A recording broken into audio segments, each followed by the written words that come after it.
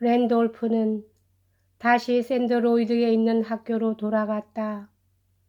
윈스턴은 학교로 랜돌프를 2번 찾아갔다 와서 랜돌프가 학교에서 건강이 좋고 명랑한 태도로 생활하고 있으며 교장도 랜돌프에게 아주 만족해 하는 것 같다고 클레멘타인에게 편지를 했다.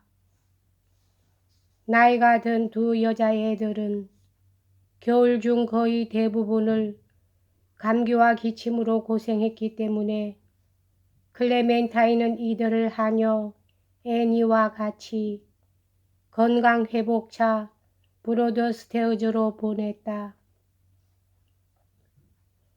메리 고울드는 아버지와 함께 집에 남아 있었다. 3살 된 메리 고울드는 매력과 활력이 넘쳐 흘렀다. 그녀는 어른들이 점심 식사를 하고 있을 때면 식탁 주위를 빙빙 돌며 뛰어다니길 좋아했다. 그러나 클레멘타인이 파리에 가고 없는 동안 메리 고울드는 2번이나 병이 났었고 1번은 의사를 부르지 않으면 안 될 정도였다. 윈스턴은 여러 가지 일에 집착하고 있으면서도 아이들에게서 많은 즐거움을 얻었고 많은 관심을 가지고 아버지로서의 역할을 다했다. 윈스턴은 여자애들에 대하여 다음과 같이 썼다. 아이들은 매우 귀엽다. 다이애나는 아름다운 여자로 자라고 있고 사라는 활기와 인간적인 특질로 가득 차 있다. 따스한 맛, 활력, 그리고 상호 애정을 자유롭게 표시하는 것 등이 윈스턴과 클레멘타인의 가정생활의 지배적인 분위기였다. 아이들은 각각 다 별명이 있었다. 랜돌프는 토끼로 불렸고 다이애나는 골드크림 고양이 새끼로, 사라는 땅벌로, 메리 고울드는 더 캐딜리로 불렀다.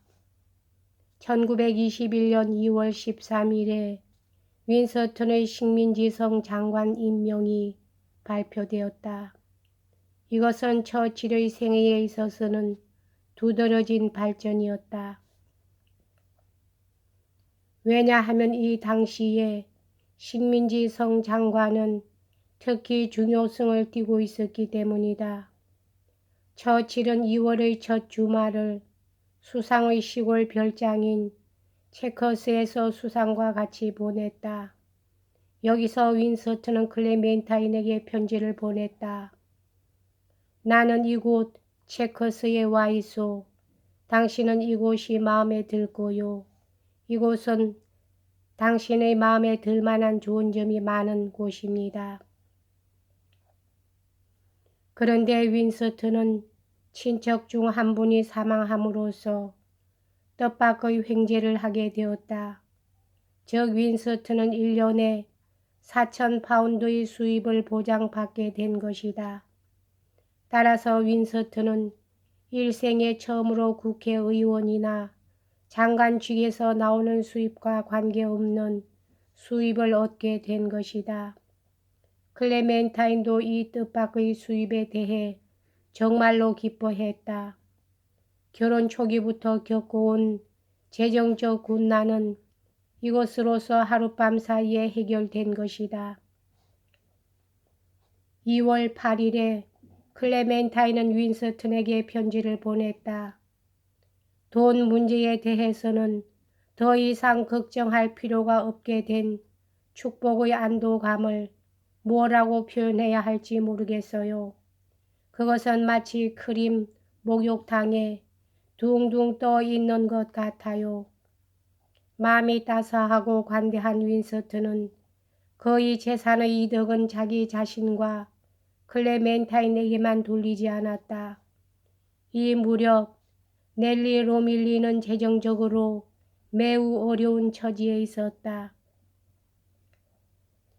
넬리는 모자 가게를 내려 하고 있었다. 이때 윈스턴은 넬리에게 500파운드를 빌려주었다.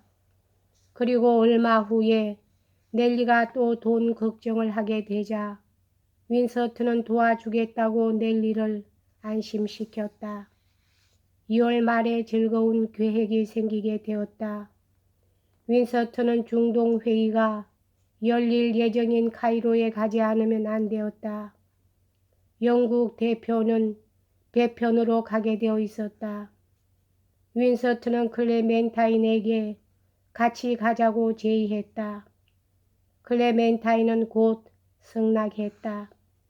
이 일행 중에는 아치 싱클레어 그리고 그 유명한 낭만적인 로렌스 대령, 아라비아의 로렌스 대령이 포함되어 있었다. 중동의 이 여행은 윈스턴 개인으로 말하면 대성공이었다. 카이로 회담에서 윈스턴은 이라크와 트랜스 요르단의 정치적 문제를 해결하는 데 있어서 도움을 주었다. 회의가 열리는 사이에 막간을 이용하여 윈스턴은 그림을 그렸고 클레멘타인과 같이 피라미드와 스핑크스를 방문했다. 윈스턴과 클레멘타인이 집에 돌아온 지 2, 3일이 되었을 때 비극적인 일이 발생했다. 4월 14일에 빌 호지어가 파리의 어느 호텔 방에서 자살한 것이다. 전쟁이 끝나자 그는 해군에서 제대를 하여 사업을 시작했으나 그는 자기 어머니와 넬리처럼 도박에 약했다. 따라서 그는 재정적인 어려움을 겪게 된 것이다. 빌이 죽기 전에 윈스턴은 빌로부터 자기는 다시는 카드놀이를 하지 않겠다는 엄숙한 약속을 받아냈다. 후회와 슬픔으로 가득 찬 윈스턴은 자기 때문에 빌이 자살한 것이 아닌가 생각했다. 빌이 돈을 잃었다거나 빚을 많이 졌다는 것에 대해서는 아무것도 알려져 있지 않았다. 그래서 그의 죽음은 비극적인 미스테리로 남아있는 것이다. 그런데 빌이 죽으면서 유서를 남겼는데 거기에는 끝부분이 검으로 덮인 자신의 지팡이를 윈스턴에게 주라는 내용이 있었다. 윈스턴은 이 지팡이를 일생 동안 가지고 다녔다. 6월 말에는 윈스턴의 어머니가 67세를 일기로 세상을 떠났다. 윈스턴의 어머니는 조지 코넬리스 웨스트와 결혼했으나 1913년에 이혼했으며 조지는 곧 유명한 여배우인 패트릭 캠벨 여사와 결혼했다. 이혼한 지 4년 후에 랜돌프 여사는 자기보다 나이가 20살이나 적은 몬테규 포치라는 남자와 결혼했는데 이 결혼에 대해서 랜돌프 여사의 가족은 반대했었다. 그런데 1921년 여름에 랜돌프 여사는 위험스러울 정도로 굽이 높은 신을 신고 계단을 내려오다가 넘어졌다. 의사는 발목에 골절상을 입었다고 진단을 내렸으나 그 후에 탈저가 생겨 그녀는 다리를 절단하지 않으면 안 되었다. 랜돌프 여사가 이처럼 고통스러운 병에 걸려있는 동안 클레멘타인은 가끔 시어머니를 찾아가 보았다. 몬테규 포치는 자기의 부인이 사고를 당했을 때에는 사업차 아프리카에 가 있었다. 윈스턴은 몬테규와 긴밀한 접촉을 하고 있었고 6월 23일에는 랜돌프 여사가 위험에서는 벗어났다고 몬테규에게 전보를 줬다. 그런데 6월 29일에 랜돌프 여사는 갑자기 격심한 출혈을 일으켰다. 랜돌프 여사는 윈스턴을 부르러 보냈다. 윈스턴이 뛰어 달려가 보니 그녀는 이미 죽어 있었다. 위로의 편지가 답지했다. 윈스턴은 깊은 슬픔에 잠기게 되었다. 왜냐하면 윈스턴은 어머니를 지극히 사랑하고 있었기 때문이다. 작년부터 기침을 하던 메리 고울드는 건강이 악화되었다. 전문의가 왔으나 그는 아무런 손도 쓸 수 없었다. 8월 22일 클레멘타인은 메리 고울드의 침대 옆에 앉았다. 아기는 침몰해 가고 있었다. 갑자기 아기는 어머니에게 거품이라는 노래를 불러달라고 말했다. 이 노래는 메리 고울드가 참 좋아하는 노래였다. 클레멘타인은 마음을 가다듬고 메리 고울드가 그렇게도 좋아했던 그 노래를 불렀다. 노래를 듣고 있던 메리 고울드는 손을 내밀고 속삭이듯이 말했다. 오늘은 그만해. 나머지는 내일 다 불러줘. 라고 말했다. 그 다음날 메리 고울드는 죽었다. 그 애는 2년 9개월의 나이로 죽은 것이다. 메리 고울드가 죽을 때에는 윈스턴도 같이 있었다. 클레멘타인은 마치 치명적인 고통을 당하고 있는 짐승처럼 울부짖었다. 장례식이 끝난 후 윈스턴과 클레멘타인은 야간 열차를 타고 로크모어에 있는 아이들에게로 갔다. 이들은 여기서 2주일간 머무르다가 윈스턴은 스들랜드 공작과 공작 부인과 같이 체류하기 위해 던로빈으로 갔고 클레멘타인은 아이들을 데리고 집으로 갔다. 9월 하순에 은에스터 캐슬경이 자신의 런던 자택에서 사망했다. 그래서 그의 비서는 클레멘타인에게 전화를 걸어서 윈스턴에게 이 소식을 전해달라고 부탁했다. 클레멘타인은 캐슬경의 죽음에 대해서 눈물을 흘렸으며 캐슬경은 윈스턴을 몹시 좋아했고 윈스턴의 진정한 친구였다는 내용의 편지를 윈스턴에게 보냈다.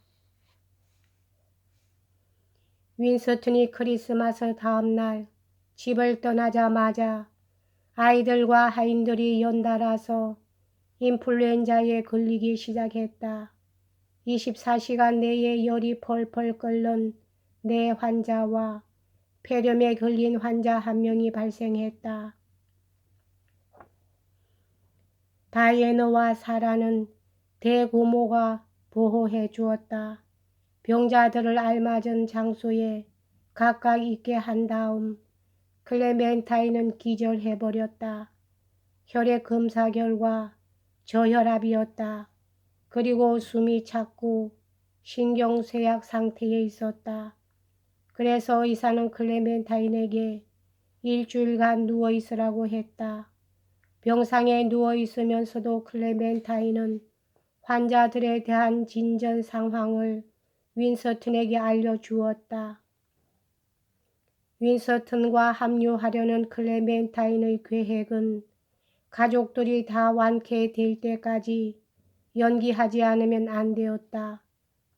한편 윈스턴은 클레멘타인에게 병이 낫는 대로 프랑스로 오라고 재촉했다. 그러나 밝은 태양 아래 있는 윈스턴이나 병상에 누워있는 클레멘타인도 다 같이 자신들이 살아온 우울한 한 해를 생각해 보았다. 여기까지 하겠습니다.